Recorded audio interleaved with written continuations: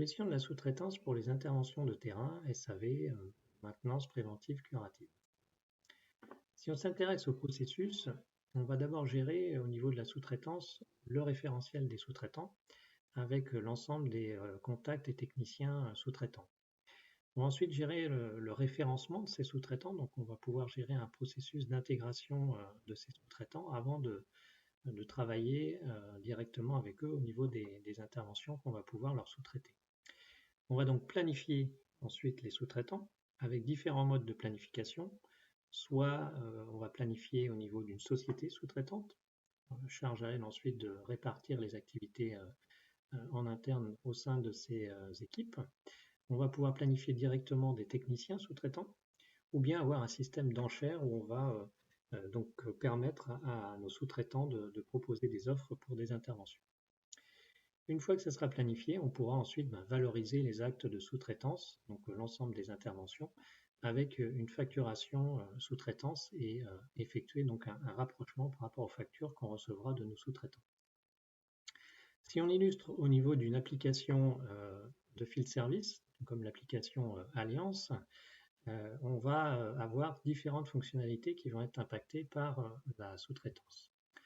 On peut avoir donc notamment une application mobile qui va être utilisée par des techniciens sous-traitants. Les sous-traitants peuvent avoir accès à un portail dans lequel ils vont pouvoir voir l'ensemble des activités qui sont sous-traitées donc auprès d'eux. Et en termes de process dans l'application, la sous-traitance va concerner tout ce qui est contrat et garantie. Et en termes de grands process, ça peut être des tickets de call center que l'on sous-traite, ou alors plus classiquement des interventions, et éventuellement aussi des actes de réparation. Une fois donc une intervention effectuée, on peut être amené à effectuer une réparation sur un équipement ou sur une pièce, et on peut sous-traiter également cette réparation. Et en termes de référentiel, on va donc gérer dans l'application les fournisseurs sous-traitants et l'organisation et les ressources, donc notamment techniciens. Si on illustre dans l'application, on va donc retrouver les sous-traitants qu'on va donc gérer dans l'application. Associé aux sous-traitants, on va donc avoir un processus d'intégration dans lequel on aura plusieurs activités qu'on va pouvoir signaler comme étant faites ou pas, ce qui nous permettra donc de déterminer le référencement du fournisseur pour ensuite pouvoir travailler avec lui. On va bien sûr gérer l'ensemble de ces contacts sous-traitants, notamment les techniciens. Et donc au niveau des techniciens, on va pouvoir gérer bien sûr les horaires de travail de ces techniciens et on aura bien sûr la possibilité de gérer les compétences associées à ces techniciens au même titre donc que des techniciens internes. Au niveau de la planification, on va donc pouvoir planifier une société sous-traitante, donc on pourra affecter une activité au niveau de la société, charge à elle ensuite de répartir la charge au sein de ses sous-traitants, ou bien on pourra gérer dans l'application directement une affectation d'une activité auprès d'un technicien sous-traitant.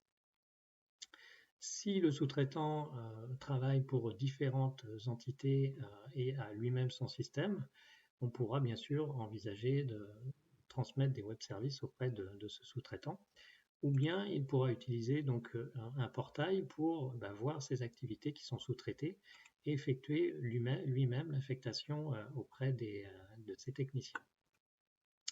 Ces techniciens qui pourront également donc utiliser une application mobile pour réaliser les interventions. Comme ça, vu du client, le technicien pourra être interne ou externe, ce sera le même travail, les mêmes fonctionnalités qui seront utilisées. Ensuite, au niveau des demandes d'intervention, on va donc pouvoir aussi gérer un système d'enchères.